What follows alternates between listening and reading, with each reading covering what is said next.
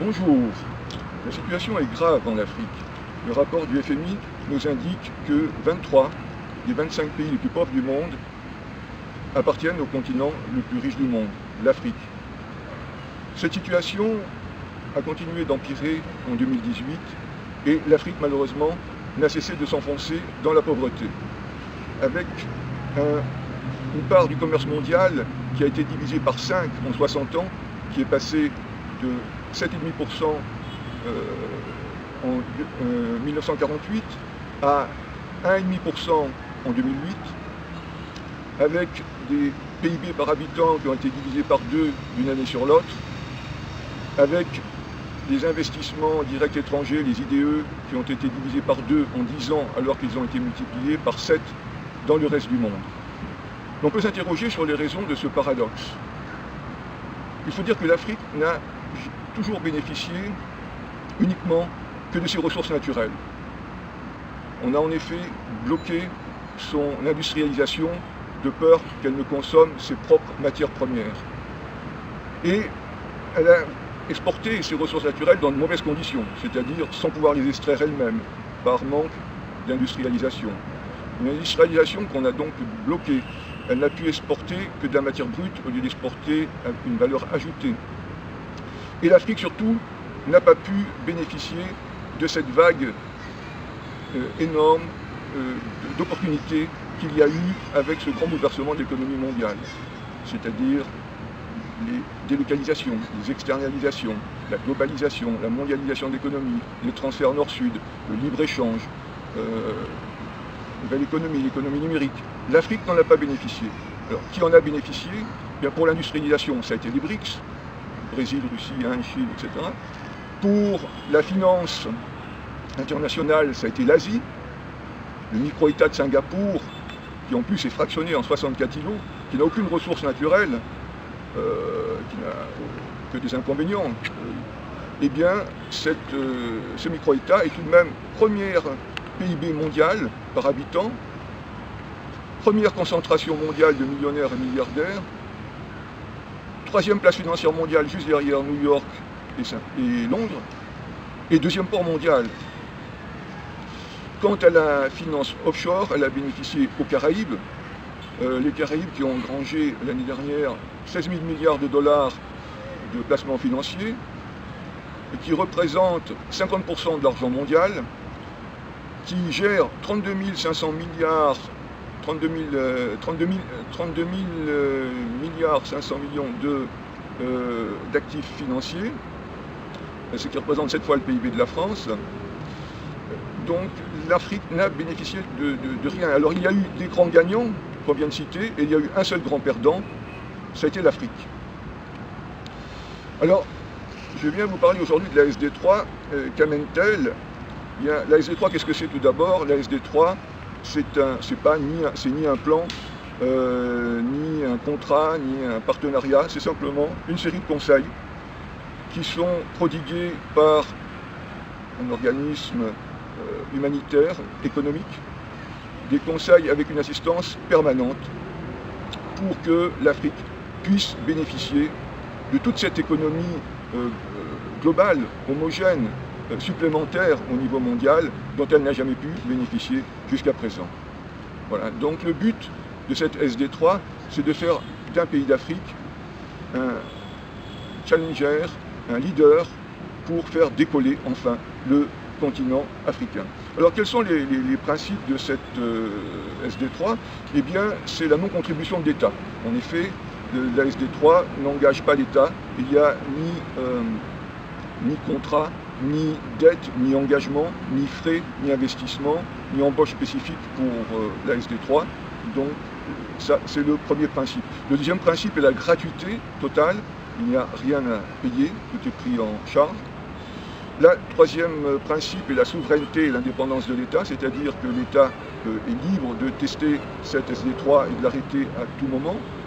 Et donc cette SD3, qui est une économie qui vise à capter une économie supplémentaire, n'interfère pas dans l'économie interne de l'État, ni dans sa gestion interne. C'est simplement une économie supplémentaire qui se rajoute et dont l'État, ni aucun autre pays d'Afrique d'ailleurs, n'a jamais bénéficié, jusqu'à dire que ces conseils peuvent être testés et l'État peut les arrêter d'un moment à l'autre. Ces conseils sont distillés d'un point de vue avec une chronologie assez astucieuse pour qu'ils fassent des interincidences, des synergies entre eux, c'est-à-dire pour qu'ils s'amplifient les uns les autres, pour créer un cercle vertueux économique.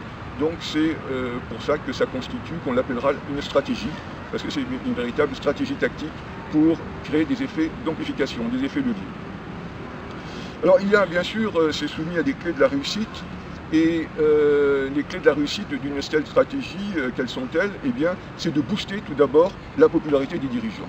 En effet, les investisseurs, les localisateurs, les créateurs vont venir dans un pays si la popularité des dirigeants est forte, ce qui garantit une stabilité politique électorale.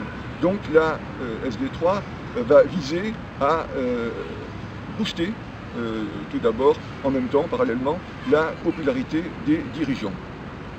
Et puis également à booster l'aura du pays par de l'événementiel en transférant des grands événements existants vers le pays, en créant aussi d'autres événements internationaux, congrès, les colloques, les conférences, les symposiums, etc. Ceci est important.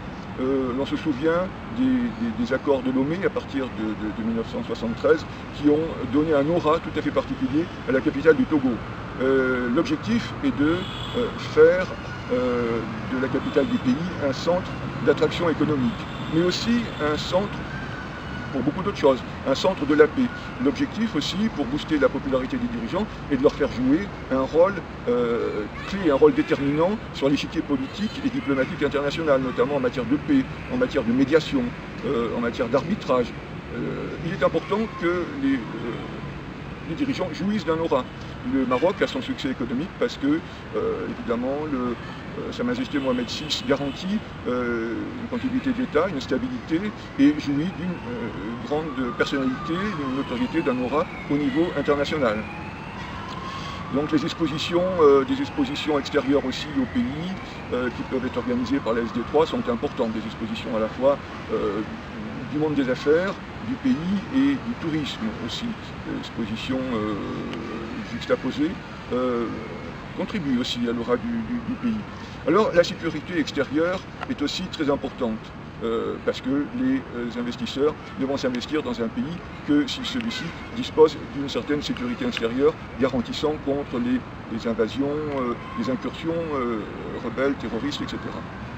Et à la première conférence Amérique-Afrique qui avait été organisée par le président Obama, celui-ci avait suggéré des propositions que j'avais déjà formulées et qui consistent en une surveillance des frontières, qui était offerte gracieusement, qui consiste en une surveillance des frontières par satellite et par drone, et également par l'installation de bases militaires étrangères qui dissuadent évidemment les invasions, les incursions, et qui ont le mérite en plus de rapporter des loyers. Ainsi, la base américaine de Camp-Lémonier rapporte 63 millions de dollars par an. Une base chinoise aussi rapporte 63 millions pour le premier, 20 millions de dollars par an pour le Soudan. Donc la sécurité extérieure est quelque chose d'important, comme la sécurité intérieure aussi, que vise à renforcer aussi la SD3, parce qu'un pays ne va pas attirer les investisseurs avec une insécurité intérieure, ni le tourisme. D'ailleurs, la preuve en est que si l'on prend le tout dernier classement de la pauvreté par habitant des 228 pays et du PIB aussi par habitant, l'on trouve la Centrafrique. Pourquoi? Parce que la Centrafrique ne contrôle plus, l'État ne contrôle plus 80% de son territoire qui est aux mains de bandes armées. Donc les investisseurs ne vont pas aller s'investir, dans l'état actuel des choses du moins, en Centrafrique. Les hommes clés d'une telle réussite sont bien sûr un interlocuteur unique de la part de l'État pour procéder rapidement entre cet échange de conseils et son exécution, et également spécialiste de la communication, un ambassadeur de la communication. La communication est quelque chose qui est évidemment très important, qui est capital. Alors la communication, ce n'est pas de faire des publicités comme le font Malte, comme le font la Tunisie, d'acheter peut-être 500 000 $. La publicité est très chère et a un impact 37 fois moindre que les rédactionnels de presse. C'est-à-dire de créer, il faut savoir créer de l'information, créer le scoop, créer l'inédit, créer l'info. Ça, c'est tout un art de la presse et c'est en multipliant avec des exécutions de conseils que l'on arrive à s'insérer dans la presse. La communication est très importante. D'ailleurs, la France avait créé 100 zones franches et a fait une exonération fiscale aux nouvelles entreprises pendant 10 ans. Qui dit mieux en matière d'attraction d'entreprises? Personne. Et malheureusement, par un défaut total de communication, personne ne l'a su non plus. Et la France, au lieu de se retrouver première au classement mondial des pays d'attraction d'entreprises, est 37e. Donc la communication est quelque chose de très important. Il faut également un ambassadeur auprès des organisations internationales, puisque la SD3 apporte également d'autres choses. Elle apporte des aides mondiales non remboursables, ces aides au développement durable diversifié, qui ont remplacé les aides directes qui avaient été divisées par 3 en 30 ans, par 4 en 40 ans, et qui sont malheureusement aujourd'hui inexistantes.